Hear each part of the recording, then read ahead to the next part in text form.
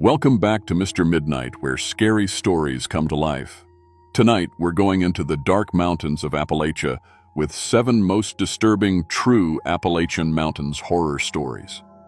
These stories come from real people like mail carriers, store workers, and school janitors who saw things in these old mountains that nobody can explain. Each story is a real nightmare from the hidden valleys of Virginia, the deep woods of West Virginia, and the forgotten towns of Kentucky, where scary things hide in the fog and old secrets still demand payment. These stories come from personal diaries, recorded talks, and first-hand accounts that were never supposed to leave these mountain towns. If you're new here, make sure to hit subscribe to Mr. Midnight for daily horror stories that will keep you awake at night. Ring that bell so you never miss when the mountain winds bring scary whispers from the valleys below. Now, let's go into the heart of Appalachia's most frightening mysteries, where normal life ends and your worst nightmares come true in mountains that are older than anything you can imagine.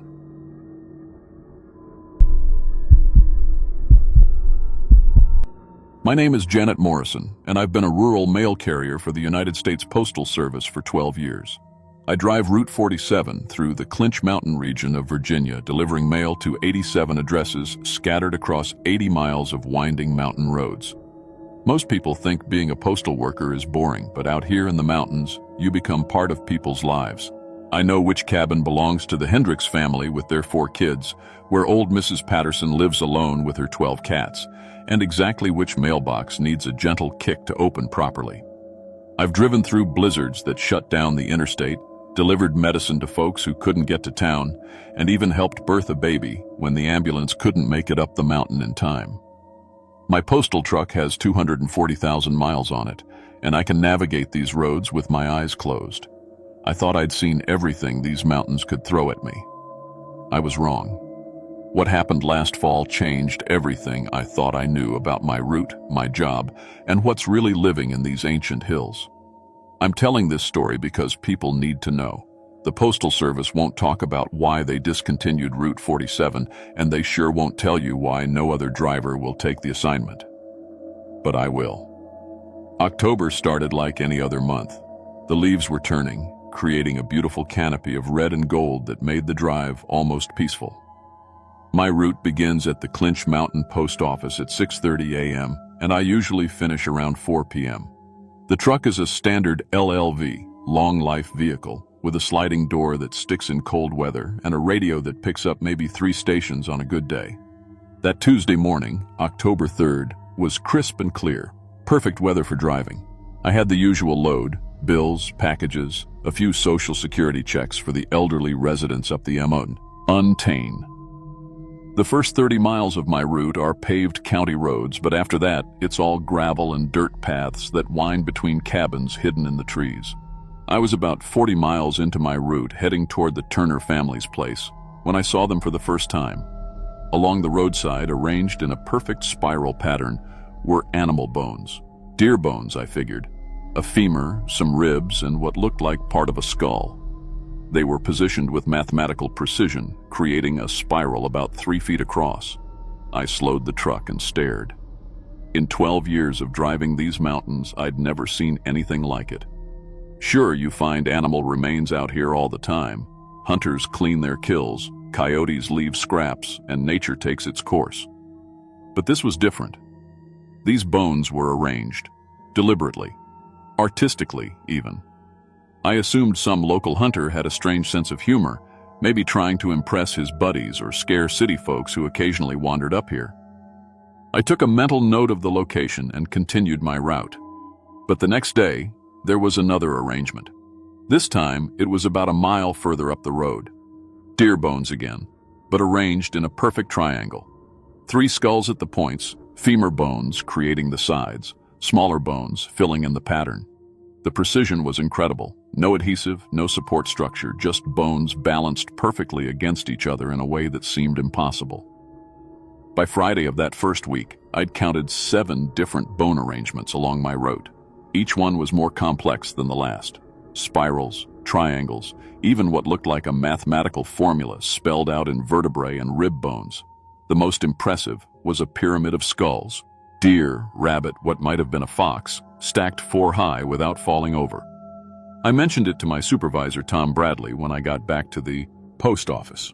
He just shrugged and said, "Mountain folks got their own ways of doing things, Janet. As long as it ain't blocking the road, it ain't our problem." But it was becoming my problem because the arrangements were getting stranger, more elaborate, and they were appearing overnight with no human footprints in the surrounding dirt. The second week of October, I started taking pictures with my phone. I wanted to show my ex-husband Mike what I was seeing. He's always been good at solving puzzles, and these bone arrangements were definitely puzzles. But when I looked at the photos later, they showed nothing but empty roadsides, just grass and trees where I clearly remembered seeing elaborate bone sculptures. I thought my phone camera was malfunctioning, so I tried different angles, different times of day. Same result. The bones were visible to my naked eye, but my camera captured nothing. I even tried the old Polaroid camera I keep in the truck for documenting damaged mailboxes. Same thing. Empty pictures. That's when I started asking the mountain residents about what I was seeing. Mrs. Patterson, who's lived in these hills for 73 years, just nodded when I described the bone arrangements. "Bone stacker's been busy," she said, rocking on her porch while her cats wound around her legs. "Ain't seen him work this much in years." "Him?" I asked. She looked at me like I was a child, asking about something obvious. "The bone stacker. Been in these mountains longer than any of us. Longer than the Cherokee who used to live here, probably. He arranges bones. That's what he does." I laughed it off as mountain folklore. Every region has its legends. Bigfoot, the Jersey Devil, the Mothman. I figured the bone stacker was just the Clinch Mountain version of local mythology. But then Mrs. Patterson said something that made my blood run cold. "He don't just arrange bones for fun, honey. He's counting, predicting. When you see his work, somebody's fixing to die." I drove home that evening with her words echoing in my mind. I tried to dismiss them as superstition, but I couldn't shake the feeling that something was fundamentally wrong with my route. The next morning, I found an arrangement outside the Hendricks family's mailbox. 4 deer skulls positioned in a perfect square with smaller bones creating intricate patterns between them. 4 skulls. 4 family members, Mom, Dad, and their 2 young kids. I knocked on their door, trying to figure out how to warn them without sounding crazy. Mrs. Hendricks answered, looking harried as always with 2 kids under 5 running around behind her. "Mrs. Hendricks," I said, "I noticed some unusual things near your mailbox. Animal bones arranged in patterns. Has anyone in your family been having any health problems? Any accidents?" She looked at me strangely. "We're all fine, Janet. Why? Is someone threatening us?" "How do you explain that you think supernatural forces are predicting her family's death through bone arrangements?" "Just be extra careful for the next few days, okay? Maybe keep the kids close to home." She promised she would, but I could see in her eyes that she thought I was losing my mind. 2 days later, I heard on the local news that the Hendricks' 4-year-old son had been killed in an ATV accident. It happened right at sunset, just as he was riding near their cabin. When I drove past their mailbox the next morning, the bone arrangement was gone. Completely. Not scattered by wind or animals. Just gone, as if it had never existed. By the end of October, I documented a pattern. The bone arrangements appeared near specific houses, always matching the number of people living there. 3 rabbit skulls outside the Miller house. They had 3 family members. A complex arrangement of 7 different animal skulls outside the old Morrison place, no relation to me. 7 people lived there across 3 generations. And within 24 to 48 hours of each arrangement appearing, someone from that household died. Usually accidents, sometimes sudden illness, but always deaths that seemed natural, if tragically timed. The local newspaper started calling it a statistical anomaly and unfortunate coincidence. The county sheriff's department investigated after the 4th death, but found no evidence of foul play. How could they? The bone arrangements didn't show up in photographs, and most people couldn't even see them. But I could see them, and they were getting more elaborate. On November 1st, I found an entire deer skeleton arranged in my headlights, standing upright in the middle of the road at 6:47 a.m. Not just bones placed in position, the skeleton was actually standing, as if held up by invisible strings. The bones moved slightly in the morning breeze, but held their formation perfectly. I sat in my truck for 10 minutes, engine running, staring at this impossible sight. The deer skeleton was completely intact, every bone in its proper position, standing in a way that defied physics. As I watched, other bones began to roll out of the forest on either side of the road. Rabbit bones, possum bones, what looked like the remains of several different birds.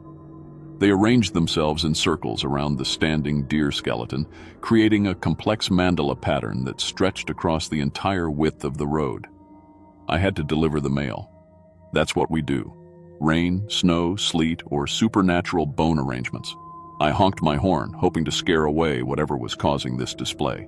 The bones didn't move. I revved my engine. Nothing. Finally, I put the truck in drive and moved forward slowly.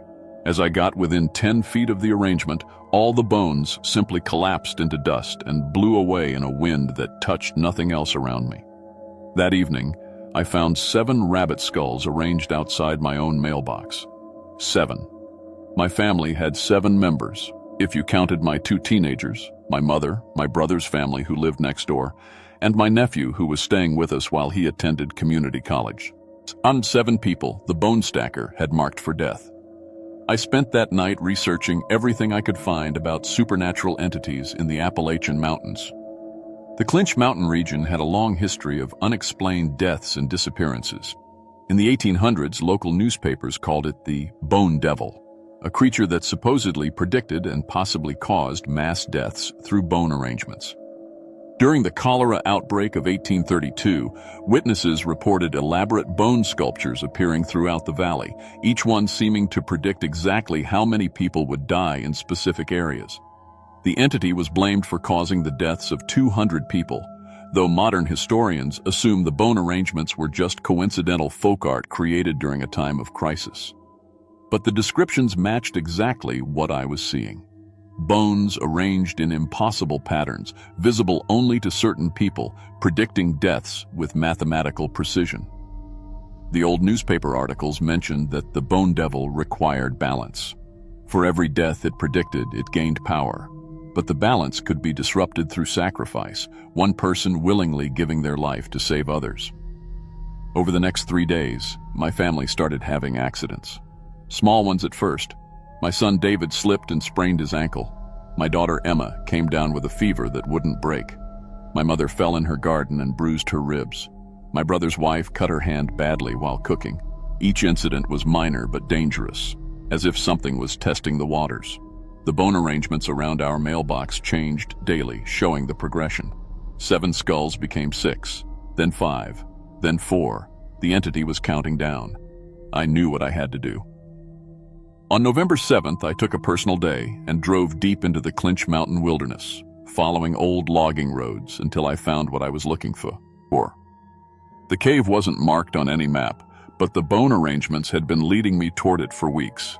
Subtle directional patterns, arrows made from femur bones, spirals that pointed consistently toward the same spot in the mountains.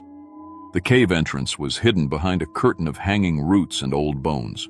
Thousands of bones, from animals and other sources, woven together like a macrame door curtain that clinked softly in the mountain breeze. Inside the cave, I found the bone stacker's lair. The cavern stretched back further than my flashlight could reach, and every surface was covered with bone arrangements, not random piles, intricate mathematical patterns that seemed to map out deaths across decades or possibly centuries. Skulls arranged in perfect spirals, femur bones creating geometric patterns, entire skeletons posed in dancing positions that suggested movement even in death. At the center of it all stood the bone stacker itself. The entity was tall, maybe 7 feet, and impossibly thin. Its body seemed to be made from bones woven together with sinew and dark magic, creating a humanoid form that moved with fluid grace despite being constructed from death. It wore a cloak made from hundreds of different bones, human and animal bones woven together into a garment that clicked and rattled with every movement. When it spoke, the voice came not from a mouth, but from the bones themselves, creating words through the rattling and clicking of calcium, striking calcium. 7 promised, it said, the sound echoing through the cavern. Balance must be maintained. Deaths feed the pattern feeds death. I stepped forward, my postal service flashlight feeling inadequate in the presence of something so ancient and powerful. "I've come to make a deal," I said, surprised by how steady my voice sounded. "Take me instead of the 7. 1 life for 7. That's better balance, isn't it?" The bone stacker tilted its skull-like head, considering. Around us, the bone arrangements began to shift and rearrange themselves, creating new patterns I couldn't understand. 1 for 7, it repeated. Unusual. Most seek to prevent death, not embrace it. "I'm not embracing it," I said. "I'm choosing it. For them." The entity moved closer, and I could see that its cloak was not just decoration. The bones were part of its body, constantly shifting and rearranging themselves like living armor. Some of the bones looked fresh. Others were ancient, yellowed with age. "Postal worker," it said, somehow knowing my profession. "You understand duty, completion of routes, service regardless of conditions." I nodded. Neither snow nor rain nor heat nor gloom of night stays these couriers from the swift completion of their appointed rounds. "Then you understand," the bone stacker said. "This is my appointed round. I collect, I arrange, I predict, I balance." It gestured to the bone arrangements around us. "Each pattern shows truth. Death comes to all. I simply organize the schedule." "But you can change the schedule," I said. "Take me now and spare the 7. The bone stacker was silent for a long moment. Then it raised one impossibly long arm, and the bone arrangements throughout the cave began moving, rearranging themselves into a single massive pattern that surrounded us both. "Step into the circle," it said. "Complete your final route." I walked into the center of the bone circle. The bones rose up around me like a spiral staircase, creating walls of calcium and death that reached toward the cave ceiling. The bone stacker began to move around the circle, and with each step, I felt something being drawn out of me. Not pain exactly, but a gradual emptying, like a battery slowly running down. My vision began to blur, but I could see my family in my mind. David and Emma, safe at home, my mother tending her garden, my brother's family laughing at their dinner table. 7 people who would continue their lives because I had chosen to end mine. The bone stacker completed the circle, and I collapsed in the center as my life force was absorbed into the ancient pattern of death and balance that had existed in these mountains for centuries. But as I died, I felt something unexpected. Peace. Purpose. The knowledge that my final route had been completed successfully. When the county sheriff found my postal truck abandoned on the mountain road 3 days later, there was no trace of what had happened to me. The official report listed me as missing, presumed dead due to exposure or wild animal attack. My family held a memorial service, but my body was never found. Route 47 was discontinued immediately. The Postal Service claimed it was due to budget cuts and the difficulty of finding replacement drivers for such a remote assignment. But the real reason was that no other mail carrier would take the job. Word gets around quickly in small postal districts, especially when it involves supernatural hazards. My family recovered from their mysterious illnesses and accidents within days of my disappearance. David's ankle healed faster than expected. Emma's fever broke immediately. My mother's bruised ribs stopped hurting. They never made the connection between my disappearance and their sudden return to health, which is probably for the best. The bone arrangements throughout the Clinch Mountain region stopped appearing entirely. Occasionally, hikers report finding single animal skulls or small collections of bones in the wilderness, but nothing approaching the elaborate patterns I witnessed during those terrifying weeks in October and November. Local residents believe the bone stacker retreated deeper into the mountains, satisfied with the bargain we struck. The entity got what it needed, a willing sacrifice that provided more spiritual energy than 7 unwilling deaths. In return, it agreed to limit its activities in the populated areas of the valley. As for me, I still patrol these mountains. Not as a postal worker, that route ended with my mortal life, but I found a new purpose. Lost hikers sometimes report being guided away from dangerous areas by a woman in a postal service uniform. Hunters claim they've been warned away from certain caves and hollow trees by someone who knows the mountains better than anyone living. I protect these families now in ways I never could when I was alive. The bone stacker keeps its bargain, and I keep mine. The mountains are safer because of our arrangement, even if the people living here will never know the price that was paid for their protection. Sometimes, late at night when the mountain wind is just right, you can still hear the clicking and rattling of bones deep in the wilderness. But it's quieter now, more subdued, the sound of an ancient entity that's learned to balance its hunger for death with respect for the living. And if you're ever hiking in the Clinch Mountain region and you see a woman in a postal service uniform, don't be afraid. Follow her guidance. She knows these roads better than anyone, and she's still delivering what matters most. The promise that some routes, once begun, are never truly abandoned. Neither snow nor rain nor heat nor gloom of night, nor even death, stays these couriers from the swift completion of their appointed rounds.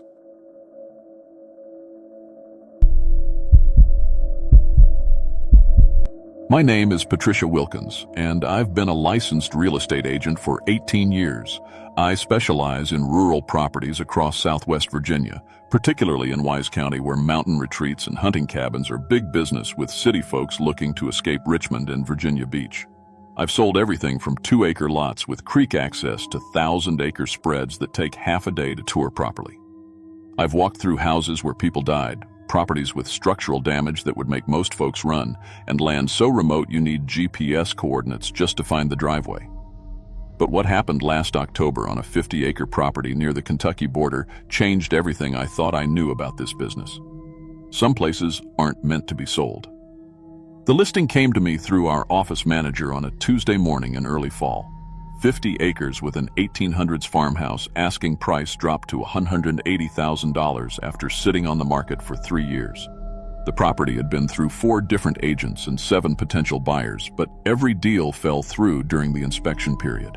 The seller was getting desperate, and desperate sellers mean good commissions for agents willing to work the difficult properties. I loaded the lockbox codes into my phone and made the drive out Route 23 toward the property. The farmhouse sat at the end of a gravel road that snaked through thick mountain forest for nearly 2 miles. No power lines visible, no cell towers, just dense woods pressing in from both sides. My GPS lost signal about halfway up the mountain, but I'd printed directions as backup, something you learn to do after 18 years of showing rural properties. The house itself was solid enough. 2 stories of hand-hewn logs with a metal roof that looked recently replaced. The foundation was good fieldstone, and the structure seemed level despite its age. Inside, the rooms were large with high ceilings and wide plank floors that would be beautiful once refinished. It needed work, new wiring, updated plumbing, modern insulation, but nothing that would scare away a buyer with renovation experience. I was taking photos for the virtual tour when I spotted something behind the house that wasn't mentioned in the listing description. Built into the hillside about 50 yards from the back porch was what looked like an old root cellar. The entrance was a heavy wooden door set into a stone-lined opening, typical of the storage cellars mountain families built to keep food fresh before refrigeration. What struck me as odd was the modern padlock securing the door, a heavy-duty master lock that looked brand new. I called the seller that afternoon to ask about the cellar. Jim Hartwell had inherited the property from his great-uncle and lived down in North Carolina. He'd never actually visited the place, just handled everything through lawyers and previous agents. "Root cellar?" he said when I asked. "Nobody mentioned any root cellar to me, and I don't know nothing about any lock. Far as I'm concerned, whatever's in there ain't part of the sale." I pressed him about getting the key for showings. Potential buyers would want to see all the structures on the property, especially something as practical as root cellar storage.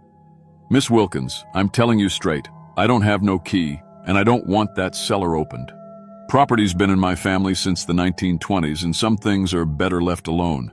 You can show the house and the land, but that cellar stays locked." His tone suggested the conversation was over. I'd dealt with sellers who had odd restrictions before, usually hiding structural problems or illegal additions. But this felt different. Jim Hartwell sounded genuinely spooked about something he claimed to know nothing about. The restriction bothered me for 2 days. Saturday morning, I decided to drive back up to the property with bolt cutters in my trunk. If there was something wrong with the cellar, flooding, structural damage, hazardous materials, I needed to know before bringing buyers out there. Better to deal with the seller's anger than have a deal fall through because of hidden problems. The mountain was quiet that morning, with early frost making the gravel crunch under my tires. I parked behind the house and walked over to the cellar entrance. The wooden door was thick oak, probably original to the 1800s, but the padlock was definitely new. It took less than a minute with the bolt cutters to snap the shackle. The door swung open with a long groan, revealing stone steps that descended into darkness. I pulled out my phone's flashlight and started down.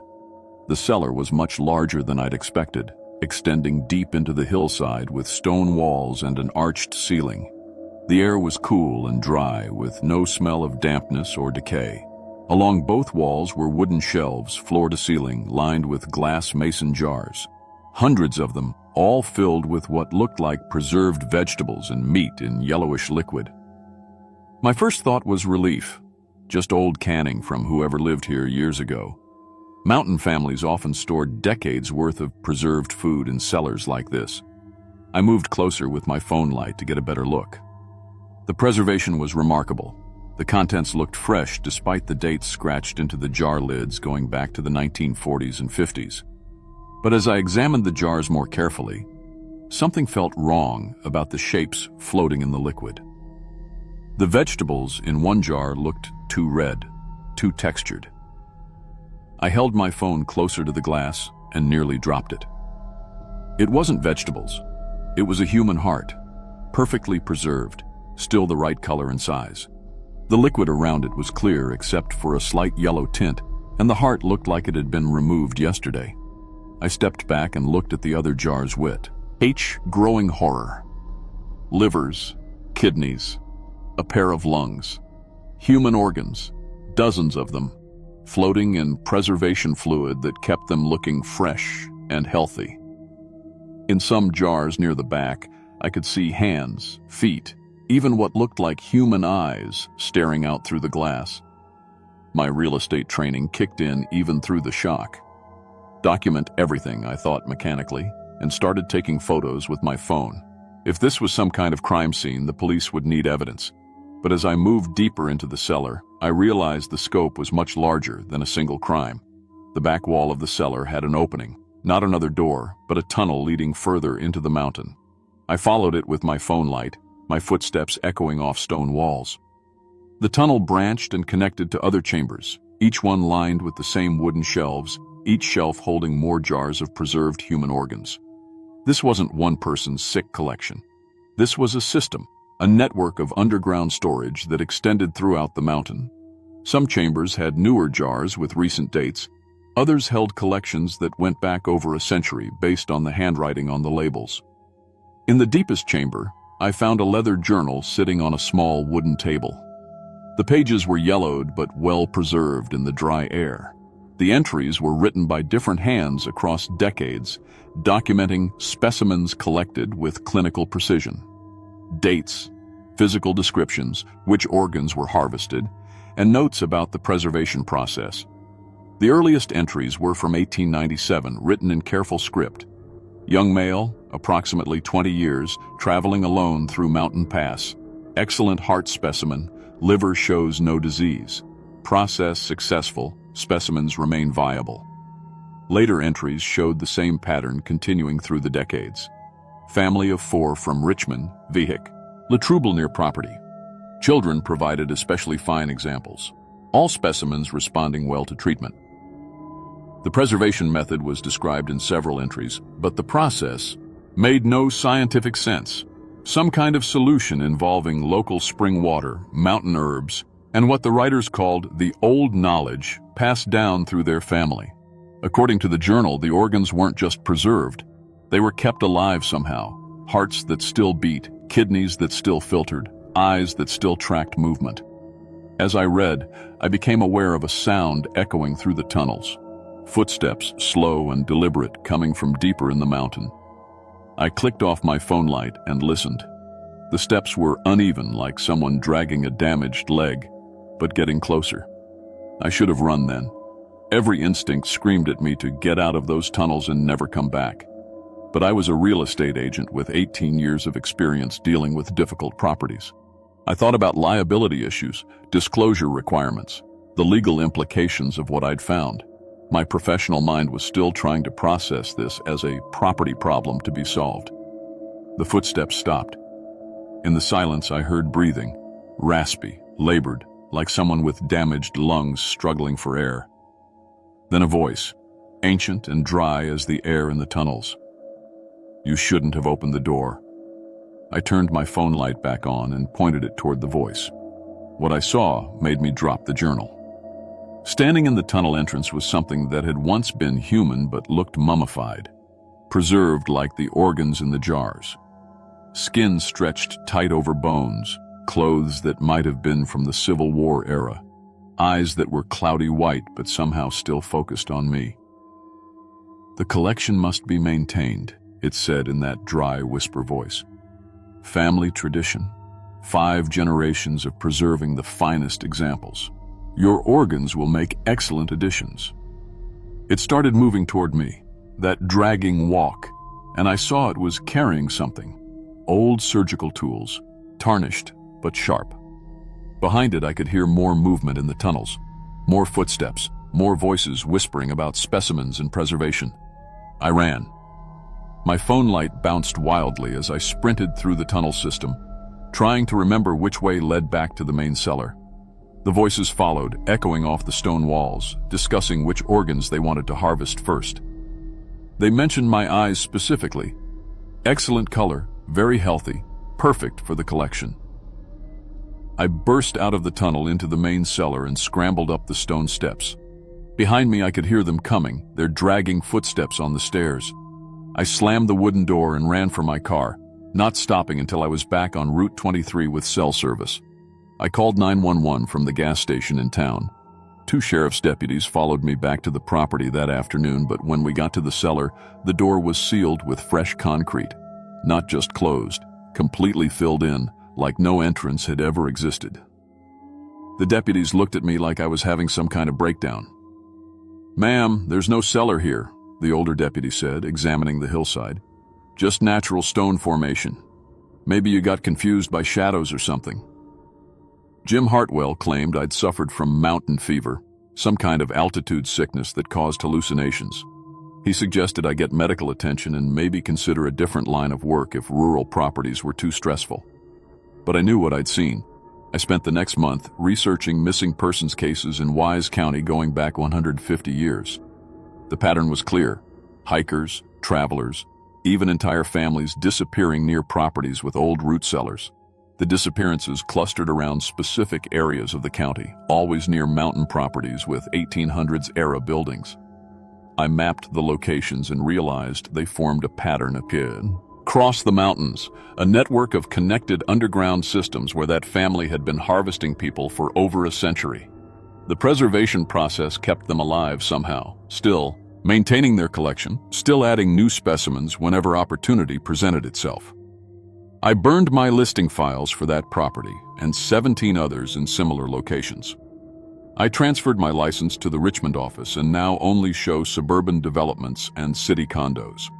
I won't even drive through Wise County anymore. But sometimes, late at night, I get calls on my business line. The caller ID shows phone numbers from those mountain properties, numbers that shouldn't be connected to working lines. Ancient voices asking about real estate, wanting to know if I have any clients looking for remote mountain properties where they could meet privately to discuss business. I hang up immediately, but they keep calling. They know I found their collection, and they know I understand what they are. They're patient. They've had over a century of practice. They'll wait for the right opportunity, the right isolated property showing, the right moment when I'm alone on a mountain road with no cell service. The collection must be maintained. That's what the voice in the tunnel told me, and I'm starting to think they consider me part of it now.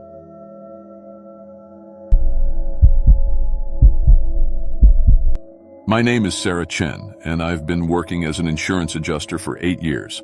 I handle property damage claims, house fires, storm damage, car accidents. You name it, I've seen it. I've walked through burned-out homes where families lost everything, and I've seen what people do when they're desperate for money. I thought I'd seen every kind of human behavior there was.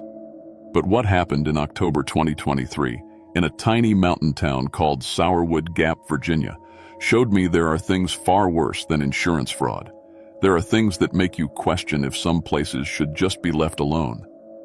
My husband Mike had been putting off visiting his Uncle Earl for almost 10 years. Earl was the only family Mike had left, and he lived in this remote mountain community called Sourwood Gap. Population 40 people. Mike kept making excuses. Work was too busy, the drive was too long. We'd go next month. But when Earl called in early October saying he wasn't feeling well, Mike finally booked the time off. I work from home mostly, so I can handle claims anywhere I have cell service. Mike manages a construction crew, so getting time off is harder for him. We both needed a break anyway. The insurance business had been brutal that year. 3 major storms hit our region, and I was working 12-hour days processing claims. The drive to Sourwood Gap took us deep into the Virginia mountains, down winding roads that got narrower and narrower. Cell service cut out about 20 miles before we reached the town. My laptop couldn't connect to anything. I remember feeling annoyed because I had 3 claims reports due that week. "Don't worry," Mike said. "Uncle Earl has a landline. You can call the office if you need to." We arrived on a Friday afternoon, right in the middle of something called the Harvest Blessing Festival. The whole town was decorated with corn stalks, pumpkins, and handmade scarecrows. There was traditional bluegrass music playing, and I could smell apple butter cooking somewhere. It seemed charming, like something from a postcard. Uncle Earl was in his 70s, thin and weathered, but his eyes were sharp. He hugged Mike like he was still a little kid, and welcomed me with a warm smile. His house was small but clean, filled with old furniture and family photos. "You picked the perfect time to visit," Earl said. "The Harvest Blessing only happens once a year. The whole community comes together for 3 days. You'll love it." That first evening, the townspeople were incredibly friendly, almost too friendly. They kept asking me personal questions, how long Mike and I had been married, whether we had kids, whether we were planning to have kids. "Sarah's got good childbearing years ahead of her," one elderly woman said, looking me up and down like I was livestock. She actually reached over and felt my hips. "Strong bones, good breeding stock." I laughed it off, figuring it was just mountain folk being curious about outsiders. Mike seemed amused too. These people lived isolated lives. Of course they'd be interested in visitors, but it kept happening. Women would examine my hands, comment on my wide hips and healthy complexion. Men would nod approvingly and make comments about fresh blood and strong genes. I started feeling uncomfortable, but Mike just shrugged it off. "They're harmless, Sarah, just old-fashioned people." The festival got more elaborate each day. The music became more complex, with drums and strange stringed instruments I'd never seen before. The dancing went on for hours, with people spinning and chanting in rhythms that seemed almost hypnotic. On Saturday night, they brought out masks, carved wooden faces representing harvest spirits and fertility goddesses. The masks were beautiful, but unsettling, with exaggerated feminine features and corn silk hair. When people put them on, they moved differently, like the masks were controlling them. I started feeling dizzy during the dancing, even though I'd only been drinking water. My vision would blur at the edges, and sometimes I'd lose track of time. I'd be watching the dancers, and suddenly an hour had passed without me realizing it. Mike was changing too. He became more protective, more aggressive. When a younger man from town tried to talk to me, Mike stepped between us with this look in his eyes I'd never seen before. It wasn't jealousy. It was something more primitive, like he was guarding territory. On Sunday evening, the final night of the festival, Earl told us we'd been chosen as honored guests for the blessing ceremony. It was supposedly a great honor.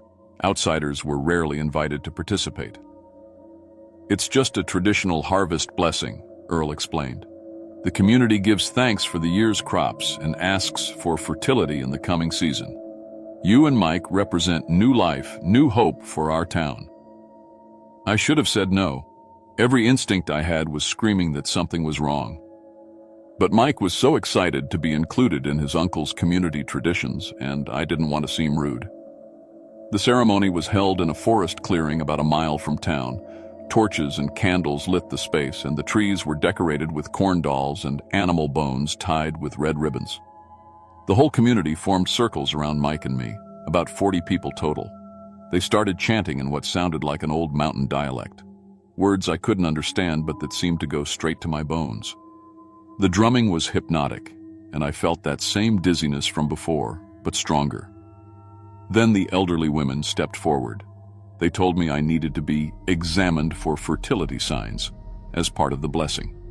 Before I could protest, they were removing my clothes, feeling my body, checking my breasts and hips like I was an animal being prepared for breeding. I looked at Mike for help, but he was just standing there, swaying to the drumming, watching with glassy eyes like he was in a trance. When I tried to cover myself, he actually held my arms down. "It's part of the ceremony, Sarah," he said, but his voice sounded different, hollow. "Don't fight it." The women painted symbols on my skin with what looked like blood mixed with herbs. The liquid burned where it touched me, but I couldn't move, couldn't resist. The chanting got louder and faster, and the drums beat like a massive heartbeat. The last thing I remember was falling to my knees as the whole world spun around me. The masked dancers were moving faster and faster, and the chanting reached a crescendo that seemed to split the night air. Then everything went black. I woke up the next morning in Earl's guest bedroom with no memory of how I'd gotten there. Mike was asleep beside me, and we both had strange symbols painted on our bodies.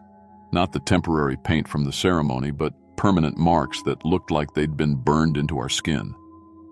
I ran to the bathroom and tried scrubbing the symbols off with soap, then with Earl's harsh lye soap, then with a scrub brush until my skin was raw and bleeding. The marks wouldn't budge.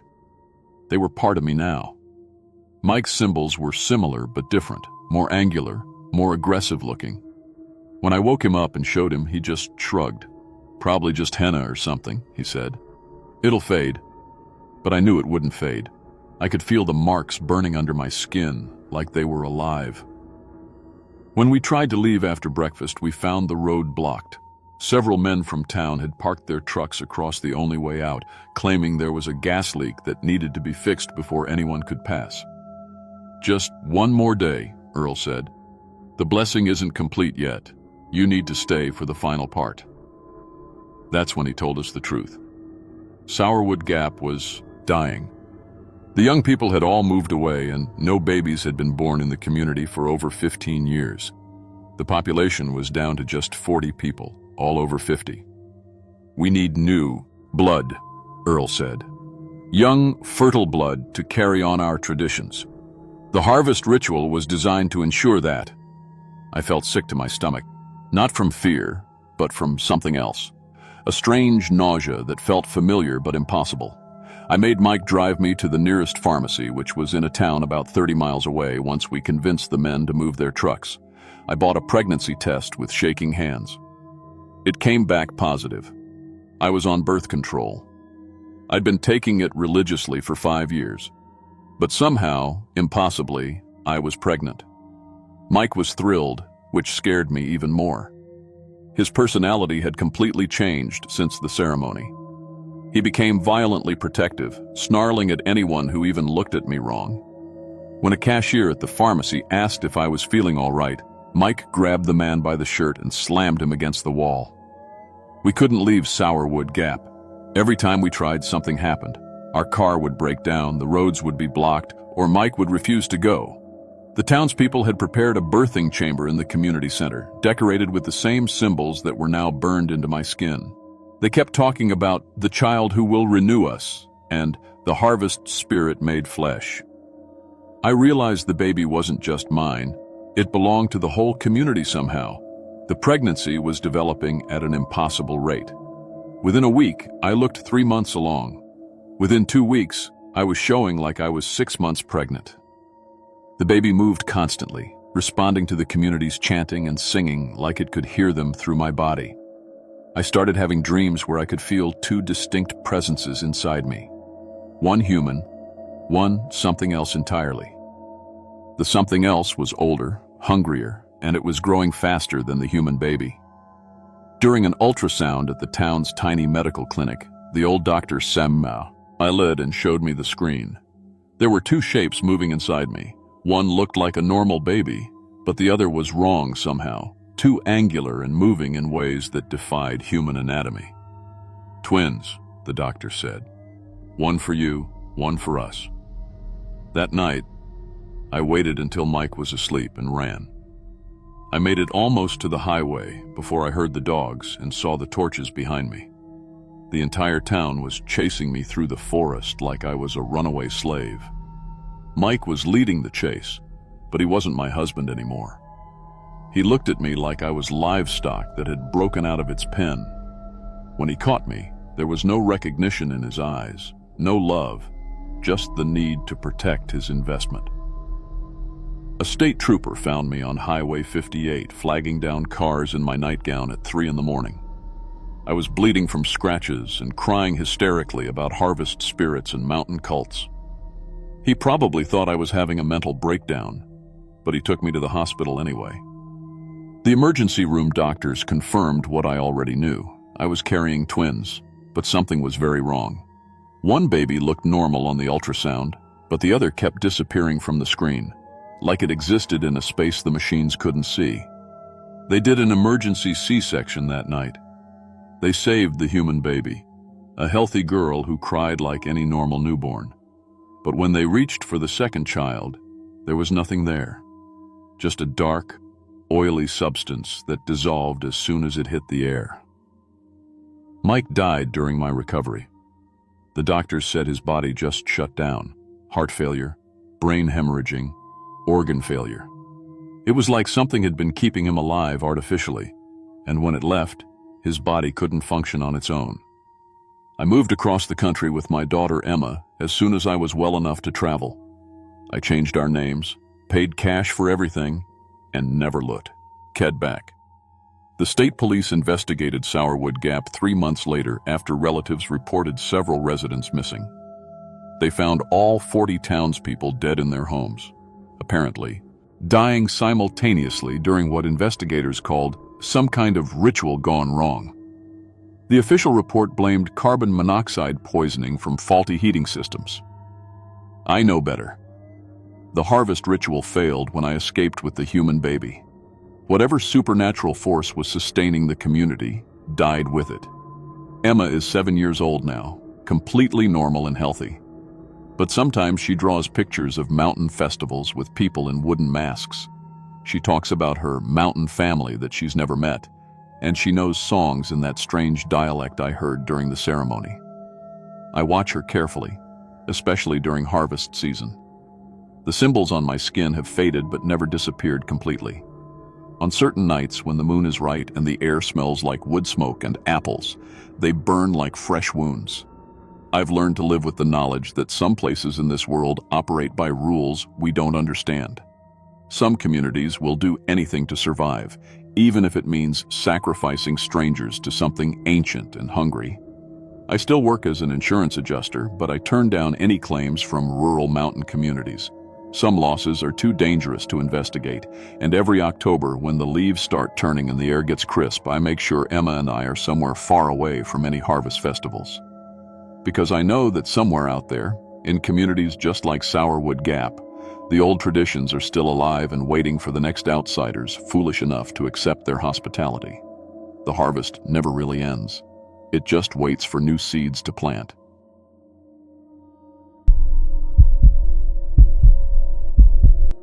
My name is David Chen, and I've been working as a night custodian for 12 years now. started right after my divorce when I needed steady work that wouldn't interfere with seeing my daughter on weekends. Night shift custodial work isn't glamorous, but it pays decent and gives you plenty of quiet time to think. I've cleaned office buildings, hospitals, even a courthouse once. But what happened during my 6 months at Mountain View Elementary in Beckley, West Virginia, changed everything I thought I knew about being alone in empty buildings. Some places aren't as empty as they seem. I took the job at Mountain View because the pay was better than my previous gig, and elementary schools are usually pretty straightforward to maintain. 10 p.m. to 6 a.m., Monday through Friday. Just me, my cleaning cart, and a building full of tiny desks and colorful bulletin boards. The principal, Mrs. Rodriguez, seemed nice enough during my interview. She handed me the keys and said the building was all mine after dark. The school itself was typical for West Virginia. Single story, built in the 70s, with that institutional beige paint and fluorescent lighting that makes everything look slightly sickly. 24 classrooms, a cafeteria, library, and main office. 2 long hallways forming an L shape with the gym and multi-purpose room at the far end. My routine was simple: empty trash, mop floors, clean bathrooms, vacuum carpeted areas. The whole building took me about 6 hours if I didn't rush. For the first 3 months, everything was normal. I'd arrive at 10, flip on the lights section by section, and work my way through the building systematically. The only sounds were my footsteps, the hum of the cleaning equipment, and the occasional settling noise from the old building. I actually enjoyed the peace. No drama, no office politics, no one looking over my shoulder. Just honest work in blessed silence. I started hearing the voices in January. At first, I thought they were coming from outside. The school sat in a residential area, and some families keep odd schedules. Kids staying up late, playing in their yards even in winter. The voices sounded like normal children's chatter, laughing, talking, the kind of playground conversation you'd expect. Nothing unusual about that. But then I realized the voices were coming from inside the building. It started around midnight, always from the same general area, the kindergarten wing on the west side. I'd be mopping the main hallway, and I'd hear children talking and giggling from one of those rooms. Clear as day, like there was a whole classroom full of kids in there having a party. The first few times it happened, I'd walk over to investigate. Made sense to check it out. Maybe someone left a TV on, or there was some kind of security issue. But every time I opened the door and flipped on the lights, the room was empty. Tiny chairs stacked on tiny tables, everything exactly as it should be. And the voices would stop the moment I entered.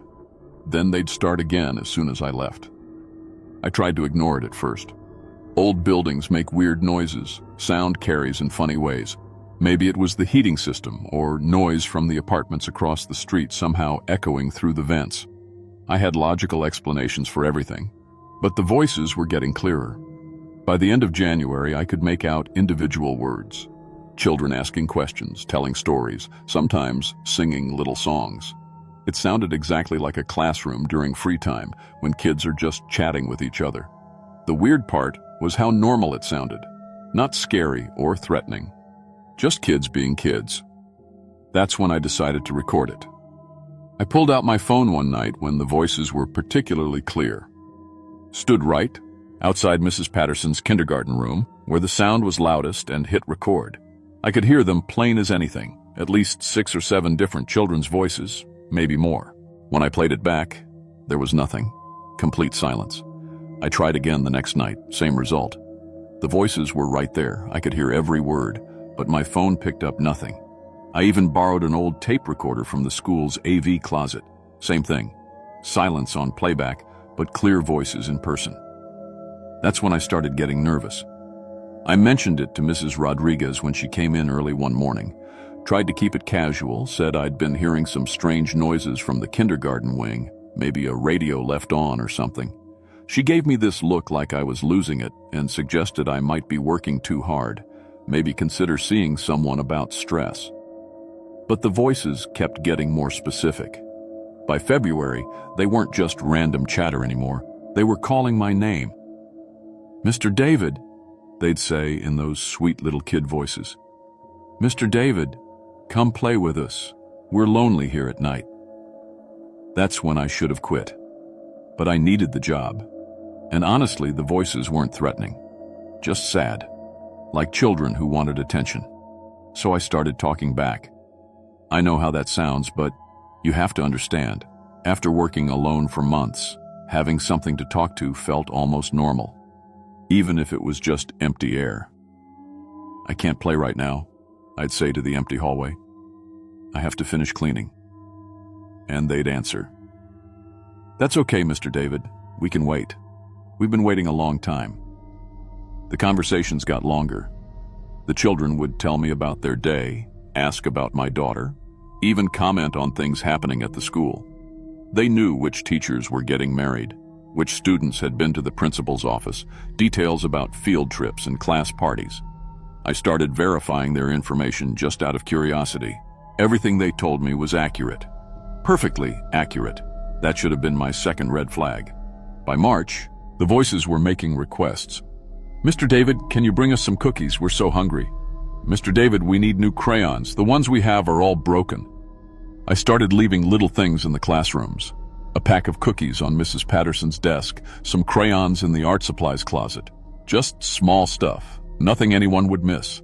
By morning, the items were always gone.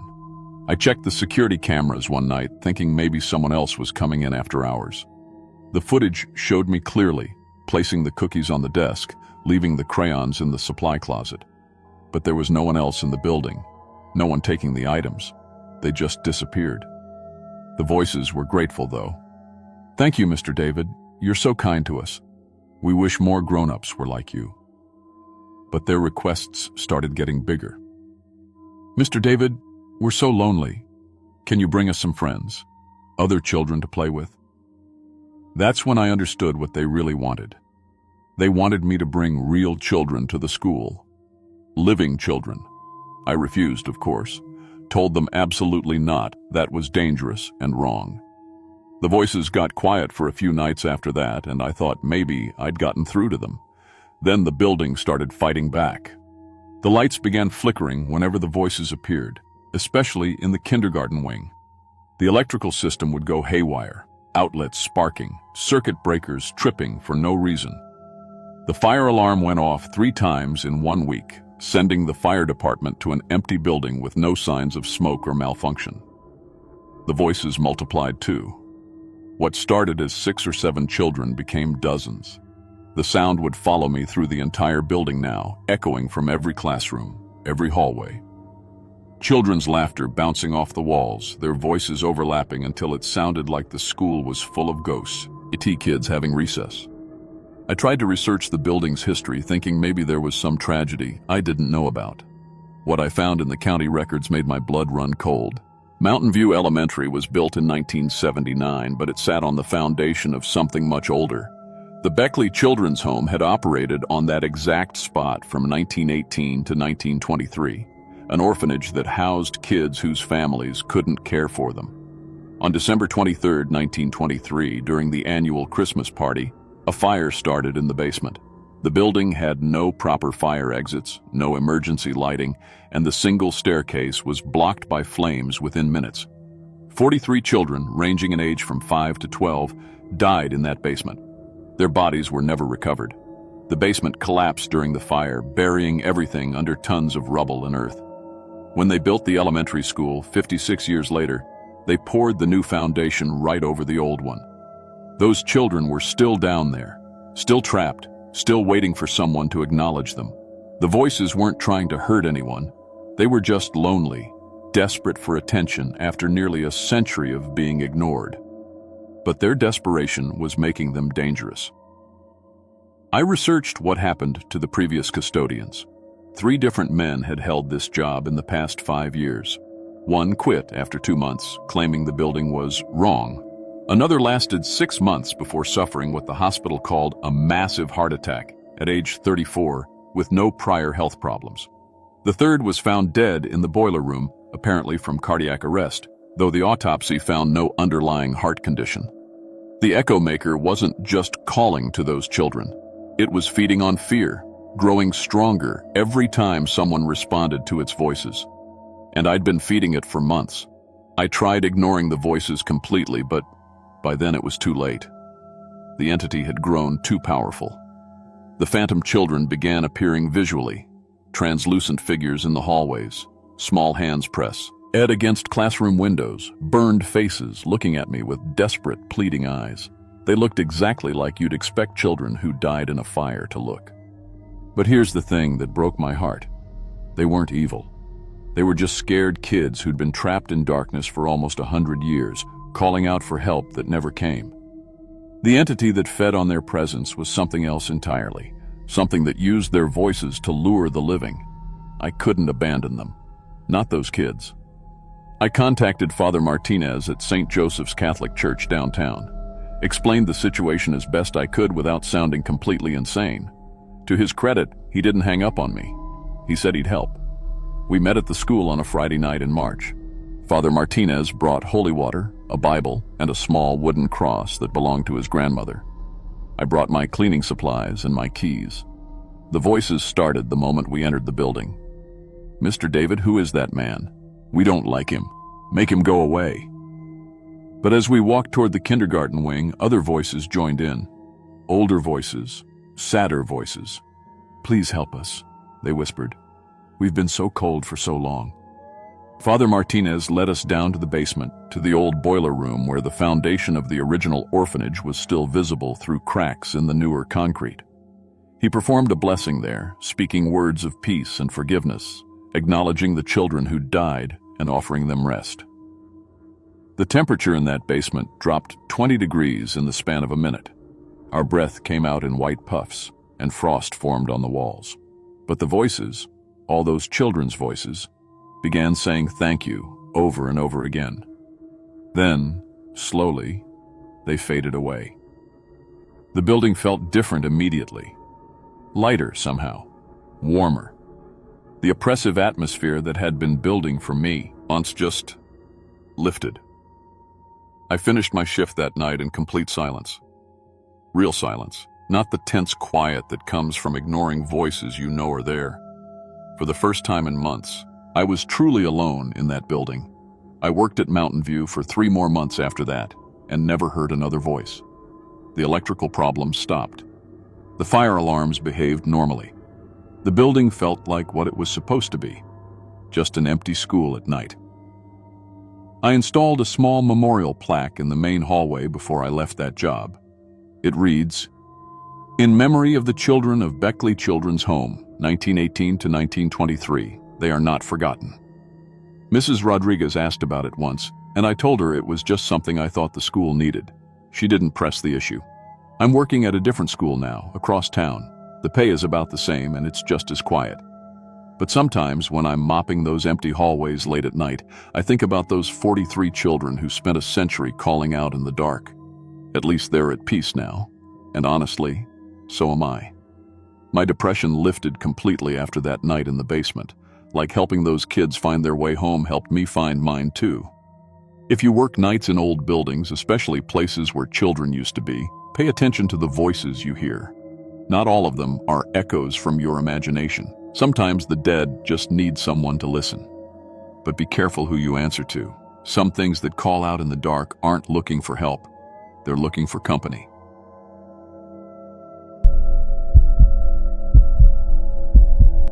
My name is Robert Mitchell, and I've been a cable TV technician for 12 years. I work for Blue Ridge Communications, installing cable and internet for folks living in the mountains of southwestern Virginia. Most of my customers live way out in the country, miles from their nearest neighbor. I drive a company van loaded with boxes, cables, and all kinds of equipment up dirt roads and logging trails that GPS can't even find. I've climbed towers in thunderstorms, crawled under houses full of spiders, and fixed lines that bears had chewed through. But what happened last October near Mount Rogers changed everything I thought I knew about radio signals. Some frequencies aren't meant for human voices. I live alone in a double-wide mobile home about 15 miles south of Mount Rogers, right on the edge of Jefferson National Forest. After my divorce 2 years ago, I moved out here for the quiet and the cheap rent. The isolation doesn't bother me much because I have my hobby, amateur radio. I'm licensed as KC4RMT, and I've got a pretty nice setup. There's a 40-foot antenna tower behind my trailer with a tri-band beam antenna that can reach operators all over the world. Inside, I've got a Yaesu FT9991A transceiver, an amplifier, and a computer for digital modes. Most evenings after work, I'll get on the air and talk to other ham operators in Japan, Australia, Europe, anywhere the signals will reach. The hobby started as a way to feel less alone after Sarah left. There's something comforting about hearing friendly voices from thousands of miles away, knowing there are people out there who share your interests. We talk about equipment, weather, families, normal stuff. The radio community is like a big family, and we look out for each other. My mobile home sits in a perfect spot for radio reception. There's no power lines nearby to create interference, no cell towers, no city lights, just forest and mountains in every direction. During the day, I'm out installing cable for customers scattered across 3 counties, but at night, I'm connected to the world through radio waves. On October 15th, I'd just finished a difficult installation job for an elderly couple who lived 20 miles up a mountain road. Their old satellite dish had been knocked down by a storm, and they hadn't had TV or internet for 3 weeks. It took me most of the day to run new cable and get everything working. By the time I got home, it was past 9 p.m. I was tired, hungry, and looking forward to checking into the evening net on 40 meters. I heated up a frozen dinner and powered up the radio. Band conditions were good that night. I talked to a guy in Texas, then checked into the Virginia emergency net on 3.965 megahertz. Everything seemed normal. Around midnight, I switched to 20 meters to see if I could work any DX stations in Asia. That's when I first heard it. At exactly 2:17 a.m., my radio picked up a signal on 121.5 megahertz, the emergency frequency. This frequency is reserved for aircraft emergencies and emergency beacons. You're not supposed to transmit on it unless you're in real trouble. But what I was hearing wasn't a mayday call or an emergency locator beacon. The signal was strong, stronger than anything I'd ever heard on that frequency. It consisted of what sounded like digital data mixed with static.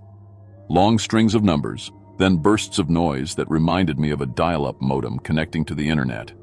But there was a pattern to it, a rhythm that seemed almost musical. I grabbed my handheld scanner and tuned it to 121.5. The signal was coming through crystal clear. I checked my watch, 2:17 a.m. exactly. The transmission lasted for exactly 47 minutes, ending abruptly at 3:04 a.m. Then nothing but the usual static. As a cable technician, I work with digital signals every day. Cable TV and internet use complex digital protocols to carry information. What I was hearing sounded similar, but more advanced, like nothing I'd encountered in 12 years of working with communications equipment. I set up my computer to record the transmission the next night. Sure enough, at 2:17 a.m. it was back. Same signal strength, same mix of numbers and digital static, lasting exactly 47 minutes. I recorded the entire thing to my hard drive. During my lunch break the next day, I analyzed the recording using audio software. The numbers weren't random, they were mathematical sequences, prime numbers, Fibonacci numbers, geometric ratios. Someone or something was broadcasting advanced mathematics on the emergency frequency. I'm not a mathematician, but I know enough to recognize patterns. This wasn't interference from some piece of equipment. This was intentional communication, and it was happening every single night at the exact same time. On the third night, I decided to respond. I waited until the transmission started, then keyed up my handheld radio on 121.5 megahertz. This is KC4RMT. I've been monitoring your transmissions.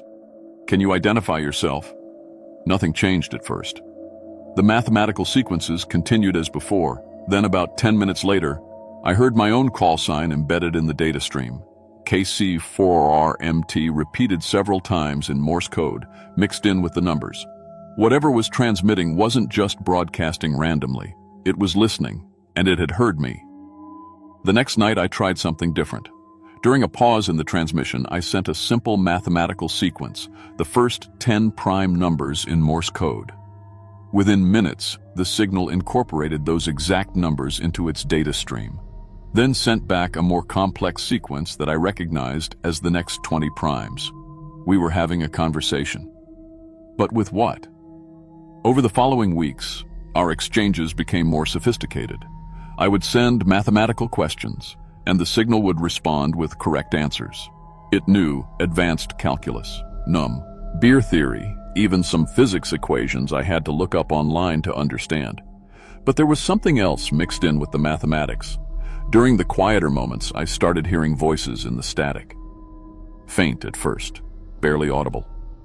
Human voices speaking English, Spanish, and some languages I didn't recognize. The voices were calling for help. "Can anyone hear me? I've been lost for 3 days. My GPS stopped working near Devil's Den. This is Cherokee 248 Delta.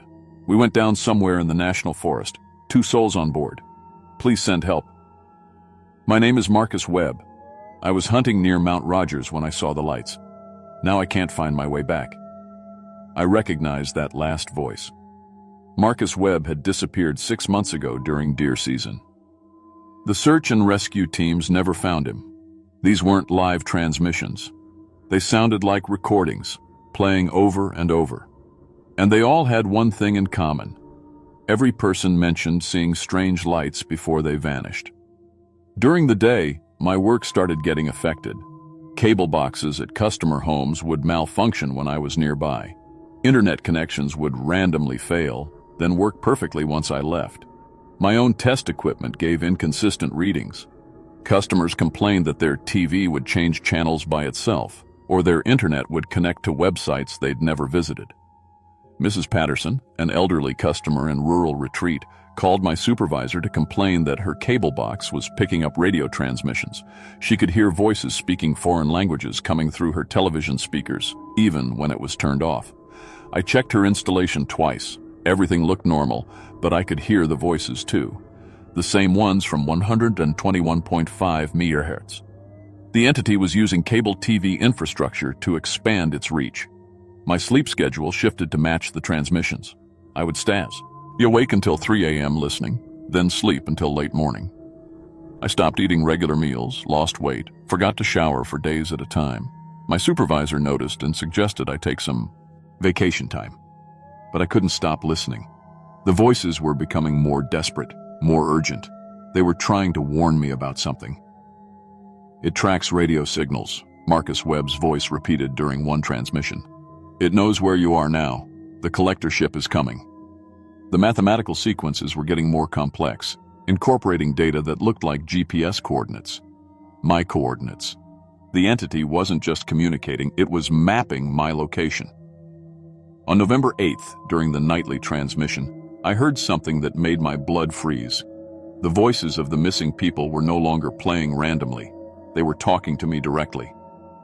"Robert, you need to destroy your radio equipment," Marcus Webb's voice said clearly. "It's coming for you tomorrow night.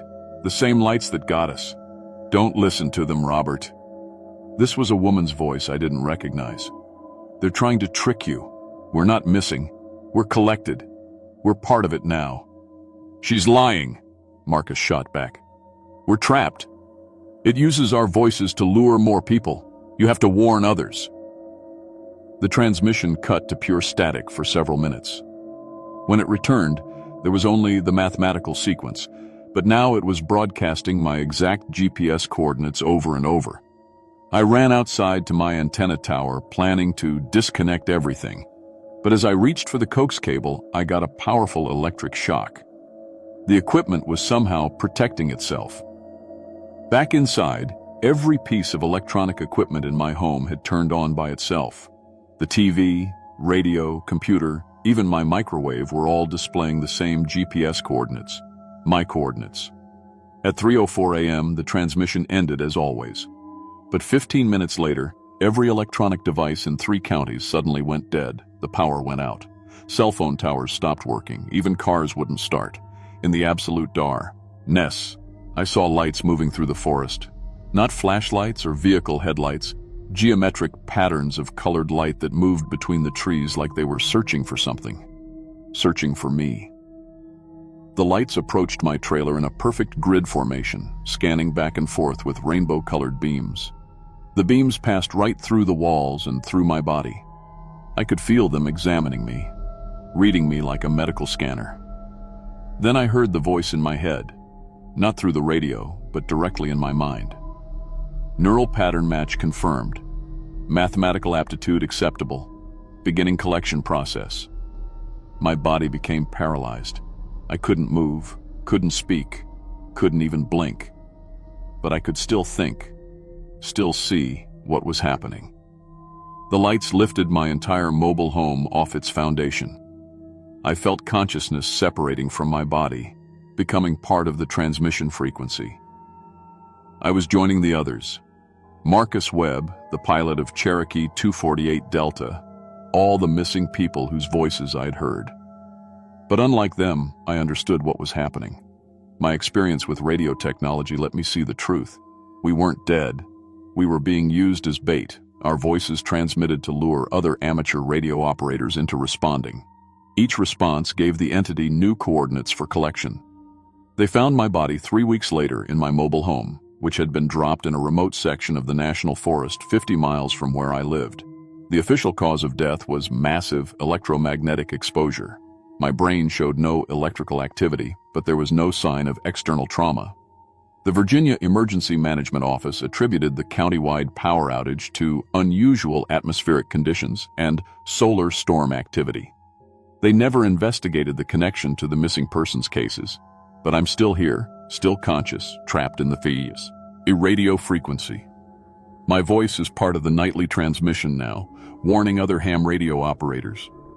Some listen, most don't. If you're an amateur radio operator and you hear mathematical sequences on 121.5 MHz at 2:17 a.m., don't respond. Don't acknowledge the transmission. Don't even key your microphone. And if you hear my voice calling your call sign, turn off your radio and walk away. I'm not trying to help you make contact. I'm trying to save your life. The entity is still out there, still collecting. It's harvesting people with specific brain patterns, people who can understand complex mathematics, who work with technology, who think in the systematic way that radio operators do. Mount Rogers has become a dead zone for electronic communication. The FCC lists it as an area of persistent interference of unknown origin. They've stopped investigating, but the missing persons reports keep coming. Ham radio operators throughout Appalachia are vanishing. Each disappearance follows the same pattern. They report hearing strange transmissions, they respond, and then they're gone. Last month, my ex-wife Sarah received a final transmission on her car radio while driving through Virginia. She heard my voice warning her to never use radios again. She followed the advice. I hope you do too. This is KC4RMT, Mobile and Monitoring. 73.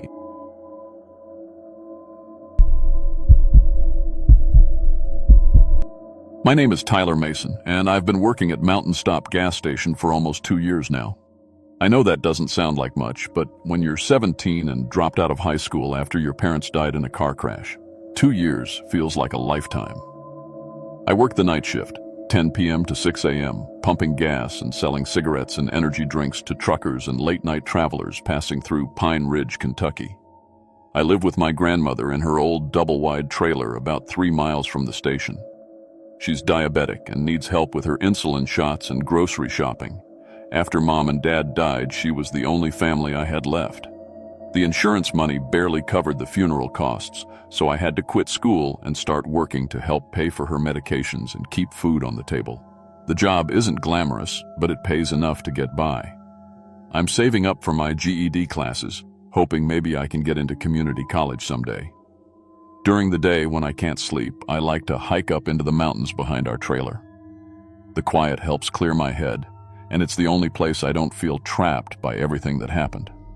That's where this whole nightmare started, up in those mountains.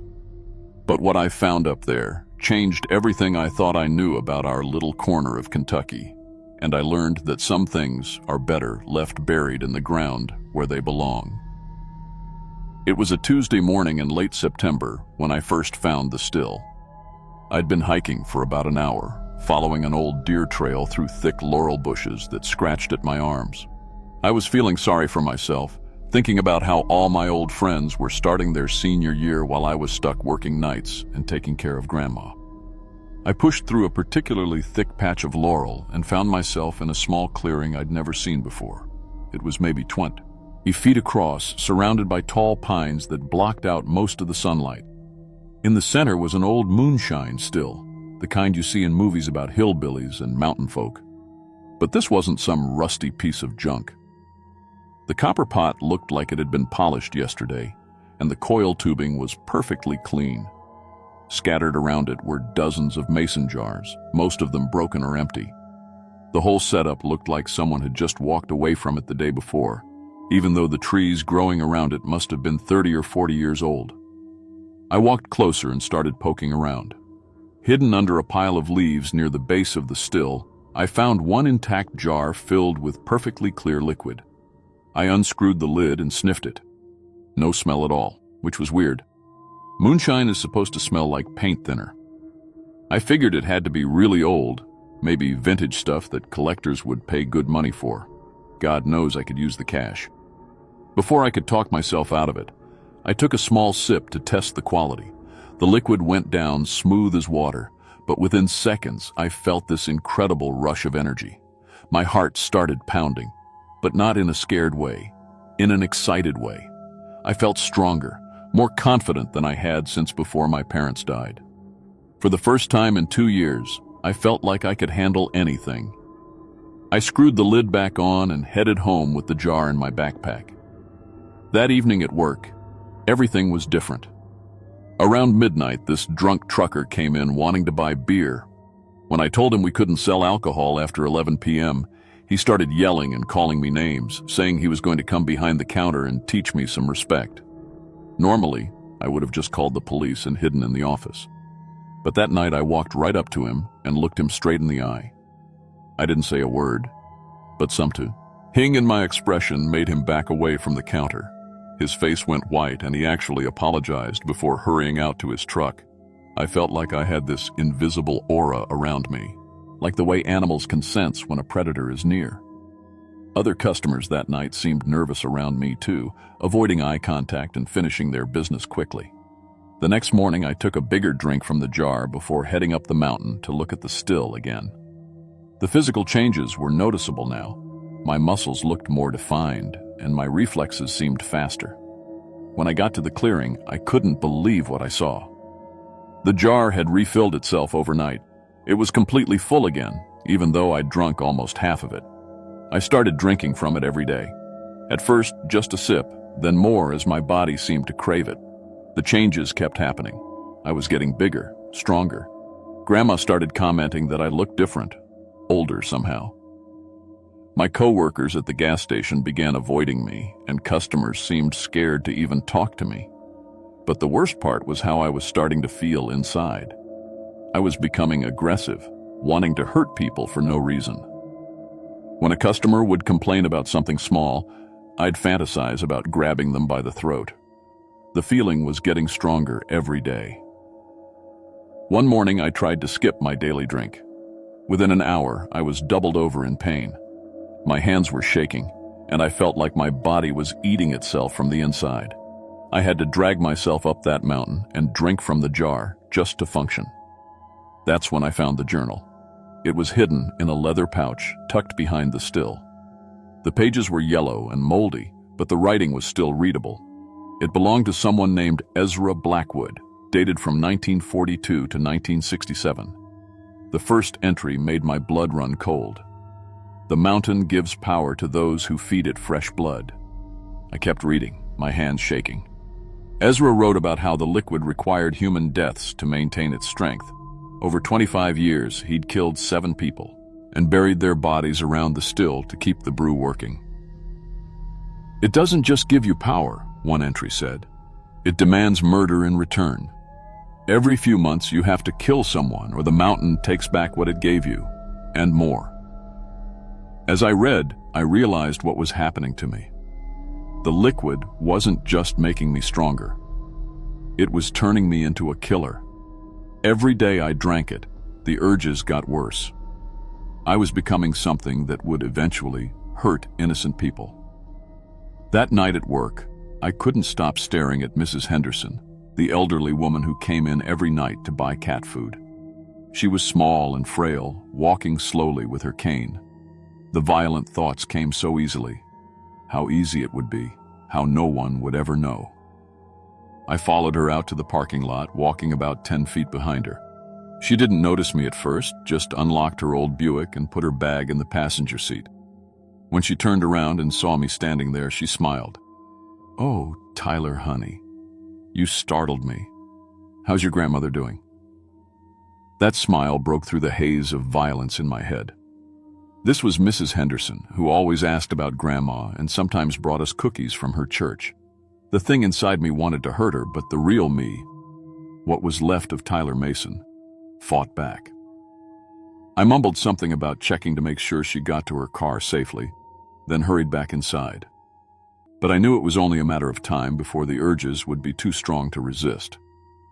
The next morning, I hiked up to the still one last time. The clearing was completely different now. Instead of dozens of broken jars, there were hundreds of them, all filled with that clear liquid. They covered the ground like some kind of harvest. That's when I saw him. Ezra Blackwood stood near the copper pot, and he looked exactly like what a man would look like after 60 years of feeding, on death. His skin was gray and stretched tight over his bones. His eyes were completely black, like looking into deep holes in his skull. When he smiled, his teeth were sharp as needles. "Been waiting for you," he said in a voice like wind through dead leaves. "You're stronger than most. Lasted almost 2 months before your first kill urge." I tried to back away, but my legs wouldn't move. "I've been trapped here since 1967, he continued. "The mountain keeps me alive to find new people to drink. Every person who tastes becomes a collector. You have to bring bodies or you die screaming." "I won't do it," I managed to say. Ezra laughed. "Look at yourself, boy." I looked down at my hands. The skin was getting gray, just like his. My fingernails had grown longer and sharper. I was becoming something that wasn't human anymore. "You can feel it already," he whispered. "Your body eating itself because you haven't fed it. In a few days you'll be begging to kill just to make the pain stop." He was right. Even standing there, I could feel the hunger growing stronger. My muscles were starting to cramp, and there was a burning sensation in my chest that got worse every minute. "There is another way," I said, pulling the gas can I'd brought from behind a tree. Ezra's black eyes went wide. "You don't understand. The mountain won't let you destroy this place. It needs—" I started splashing gasoline on the still, on the jars, on everything. The liquid in the jars began making a sound like screaming. The ground under my feet started shaking, and the trees around the clearing began swaying even though there was no wind. "You'll die too," Ezra shouted, but he was starting to fade like smoke. "I know," I said, and lit a match. The fire spread faster than any normal fire should. Within seconds, the entire clearing was an inferno. The screaming sound got louder and louder, like 1,000 voices crying out at once. Ezra disappeared completely, but I could hear him yelling something about the mountain never letting me go. I stayed right there in the center of it all. The heat was unbearable, and the smoke was so thick I couldn't breathe. But for the first time in 2 months, the craving for that liquid was gone. I felt like myself again, even as the flames got closer. The last thing I remember was thinking about Grandma and hoping she'd understand why I couldn't come home. The fire spread through the Pine Ridge area and burned for 3 weeks. The fire department said it was the worst wildfire in Kentucky history. They found my body in what was left of the clearing, identified me through dental records. Grandma moved to Florida to live with her sister. The insurance money from the wildfire damage was enough to pay for her medical care for the rest of her life. She never talks about my final weeks. But my aunt told me she sometimes mentions that I looked different near the end, like something was wrong with me. The area where the still stood never grew back. 20 years later, it's still just bare dirt and ash. Local hunters won't go near it, saying they feel like something's watching them. The state put up signs warning about unstable soil conditions. But sometimes, hikers still find mason jars filled with clear liquid scattered around the burned area. Most people are smart enough to pour them out and keep walking. A few aren't, and that's how the mountain keeps collecting.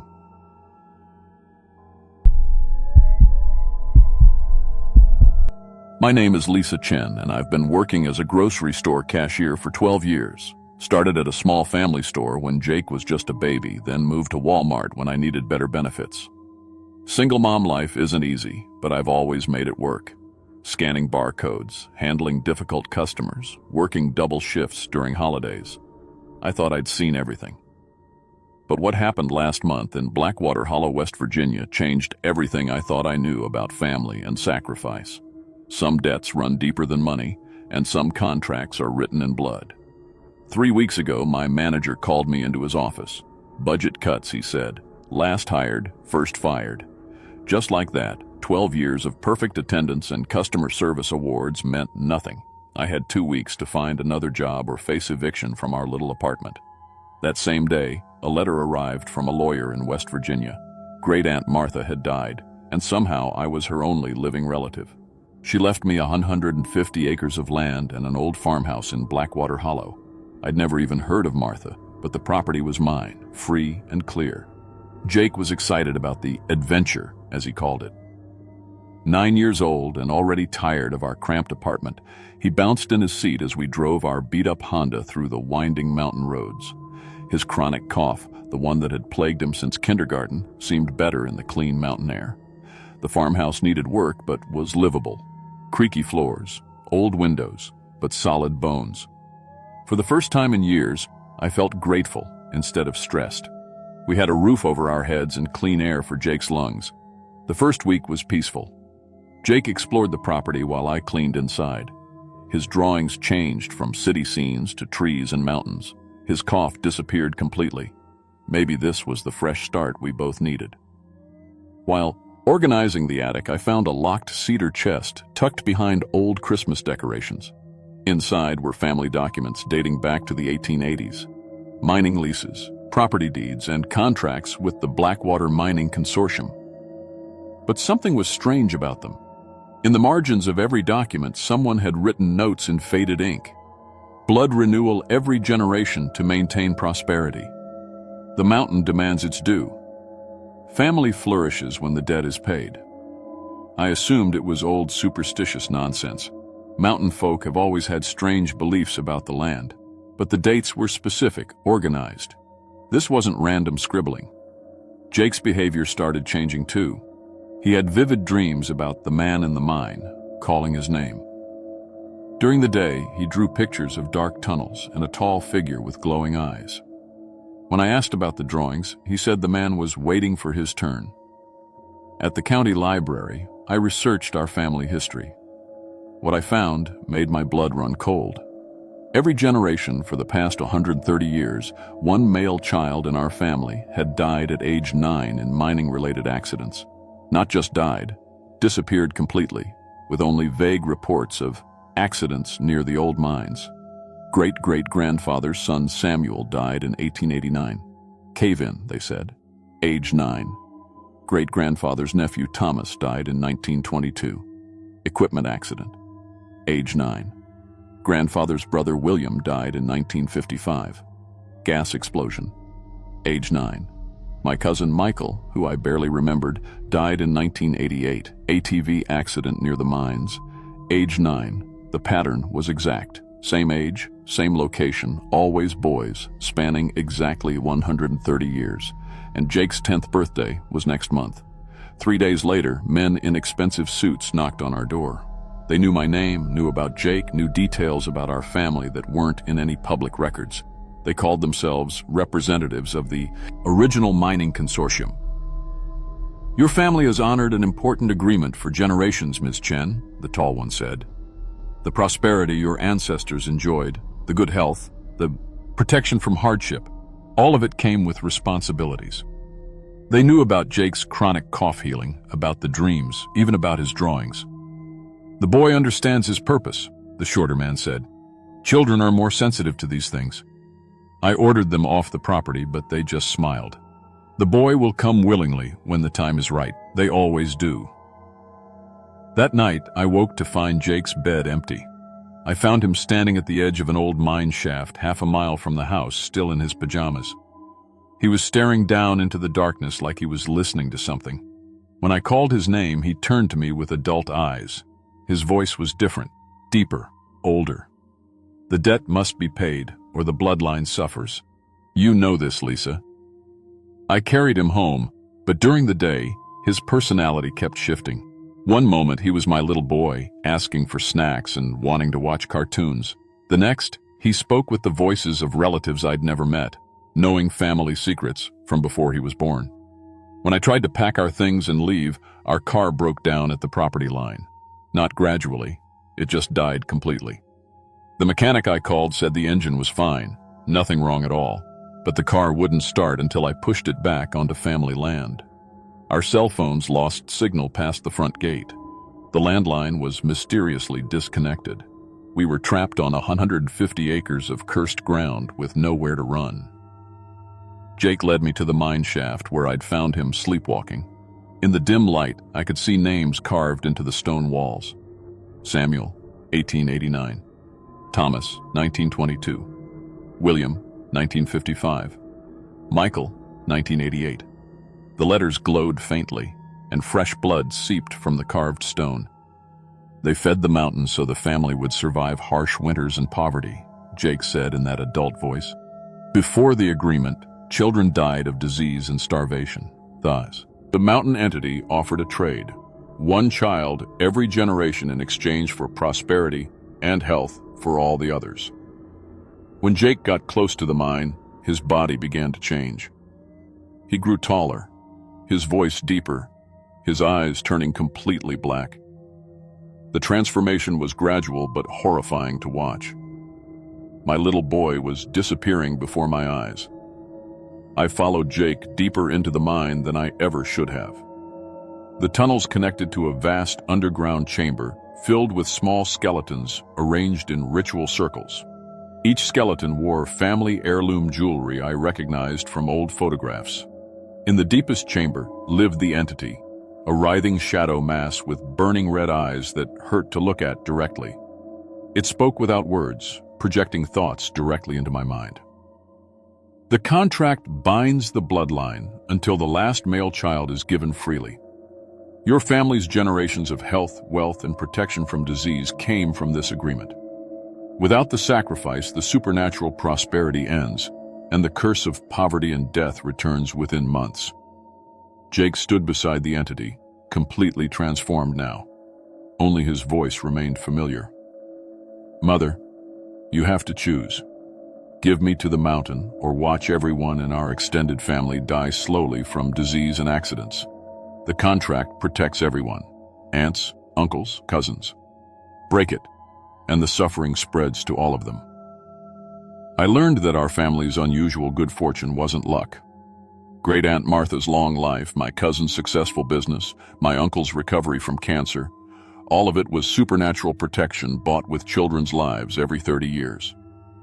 Standing in that underground chamber, looking at decades of small skeletons, I realized the horrible truth. This wasn't just about Jake and me. Breaking the contract would doom dozens of family members to the diseases and accidents that the entity had been holding back. But I couldn't sacrifice my son. Even if it meant every relative we had would suffer, I couldn't let Jake become another skeleton in those ritual circles. The entity's century-long scream echoed through the mountains as I grabbed Jake and jumped into the deepest mine shaft. The fall killed us both instantly, but it broke the bloodline completely. With no male children left to sacrifice, the supernatural contract ended forever. The mine collapsed completely that day, sealing the underground chambers permanently. The property became barren wasteland where nothing would grow.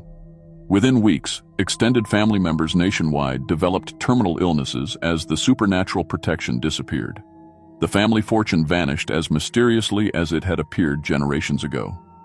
I shouldn't be able to tell you this story, but somehow I can. Maybe it's because I broke the contract instead of honoring it. Maybe the mountain keeps some of us around to warn others. The locals avoid the area now, calling it Blood Mountain. They know children died there for over a century, feeding something ancient that should have been left alone. The mountain is slowly healing, but the scars remain. If you ever inherit property with a dark family history, if contracts mention blood renewal or generational debt, if your children start having dreams about voices calling their names, run. Don't try to understand it. Don't think you can fight something that's been feeding for generations. Some prices are too high to pay, even for prosperity. And some family traditions should die with the bloodline that created them. The entity is gone now, starved and sealed away forever. But the cost of breaking that contract, the slow, painful deaths of every family member protected by generations of child sacrifice, that guilt follows me even in death. I chose to save my son and doom everyone else. I'm still not sure if I made the right choice, but it's the one I made. Jake and I are at peace now, but 27 relatives have died in the months since the con is tracked broke. Some debts can only be paid in blood, and some choices have no right answers. Remember that if you ever find yourself inheriting more than just property from family you never knew existed. The mountain is quiet now, but it remembers what it was fed for 130 years. And it's still hungry.